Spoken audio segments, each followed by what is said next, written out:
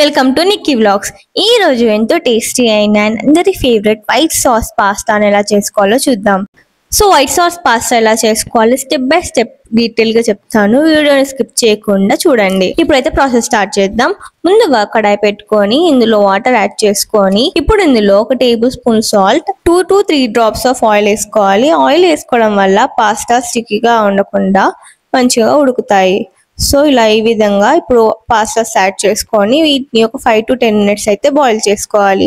ఇలా బాయిల్ చేసుకున్న వాటిని తీసుకొని ఇప్పుడు పక్కన పెట్టుకుందాం. ఇప్పుడు నెక్స్ట్ ప్రాసెస్ లో వెళ్దాం. ఇప్పుడు కడాయి పెట్టుకొని 2 table spoons of oil and 1 table spoon butter వేసుకోవాలి. మీరు కావాలంటే 3 టేబుల్ స్పూన్ బటర్ వేసుకోవచ్చు. నేనైతే ఆయిల్ ని యాడ్ చేసుకున్నాను. ఆయిల్ వేడయ్యాక ఇందులో చిన్న చాప్ చేసుకున్న గార్లిక్ అలాగే చిన్న చాప్ చేసుకున్న ఆనియన్స్ ని వేసుకొని ఒకసారి కలుపుకోవాలి. ఆనియన్స్ పింక్ కలర్ మారిన తర్వాత ఒకసారి కలుపుకొని ఇందులో చిన్న చాప్ చేసుకున్న green capsicum, yellow capsicum and red capsicum ని యాడ్ చేసుకోవాలి. అలాగే ఉడకపెట్టుకున్న కార్న్ ని వేసుకోవాలి.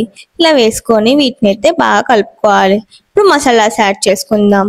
ముందుగా దీంట్లో 1 table spoon pepper, 1 table spoon salt add చేసుకోవాలి. పాస్తాలో కూడా సాల్ట్ యాడ్ చేసుకున్నాను కాబట్టి ఇక్కడ చూసి వేసుకోండి. ఇప్పుడు 1 table spoon chilli flakes and ఇంకో టేబుల్ స్పూన్ ఆరిగానో అయితే వేసుకోవాలి. సో ఈ స్పైసెస్ అన్ని యాడ్ చేసుకున్న తర్వాత ఒకసారి కలుపుకోవాలి. దీన్ని అయితే బాగా ఉడికించకుండా ఇలా లైట్ గా సాట్ చేసుకోవాలి. సో వీటిలో క్యాప్సికమ్ అండ్ స్పైసెస్ ని స్కిప్ చేయకండి, ఎందుకంటే వాటితో టేస్ట్ వస్తుంది. సో ఇప్పుడు వీటిని అయితే ఒక బౌల్ లో వేసుకుందాం. ఇప్పుడు మళ్ళీ ఇంకొక కడాయి పెట్టుకొని ఇప్పుడు 2 టేబుల్ స్పూన్స్ ఆఫ్ బటర్ వేసుకోవాలి. బటర్ బాగా కరిగిన తర్వాత ఇందులో మైదా కొంచెం కొంచెంగా వేసుకోవాలి. లంప్స్ లేకుండా కొంచెం కొంచెంగా వేసుకొని మిక్స్ చేస్తూ ఉండాలి. ఇలా మైదా వేసుకొని మైదా కలర్ మారిన తర్వాత దీంట్లో కొంచెం కొంచెంగా మిల్క్ యాడ్ చేస్తూ లంప్స్ లేకుండా కలుపుకోవాలి. సో ఈ విధంగా లంప్స్ లేకుండా కలుపుకుంటే వైట్ సాస్ అయితే రెడీ అయిపోతుంది. మిల్క్ డైరెక్ట్ గా వేసుకోకుండా ఈ విధంగా కొంచెం కొంచెంగా యాడ్ చేసుకోవాలి. సో ఈ విధంగా ఈ కన్సిస్టెన్సీలో వచ్చేంత వరకు మిల్క్ ని యాడ్ చేసుకొని కలుపుకోవాలి. సో ఇలా ఈ విధంగా వైట్ సాస్ అయితే అయిపోయింది. ఇప్పుడు దీంట్లో 1 టేబుల్ స్పూన్ మిరియాల పొడి, 1 టేబుల్ స్పూన్ సాల్ట్ యాడ్ చేసుకోవాలి. సాల్ట్ అయితే చూసుకొని యాడ్ చేసుకోండి. అలాగే దీంట్లో 1 table spoon chilli flakes, 1 table spoon oregano add చేసుకోవాలి. సో ఈ విధంగా స్పైసెస్ అన్ని యాడ్ చేసుకున్న తర్వాత వీటిని అయితే ఒకసారి కలుపుకోవాలి.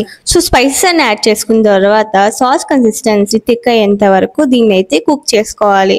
ఇలా కుక్ చేసుకున్న దాంట్లో ముందుగానే సార్ట్ చేసుకున్న వెజిటేబుల్స్ ని యాడ్ చేసుకోవాలి. అలాగే ఇందులో ముందుగానే బాయిల్ చేసుకున్న పాస్తాని యాడ్ చేసుకోవాలి.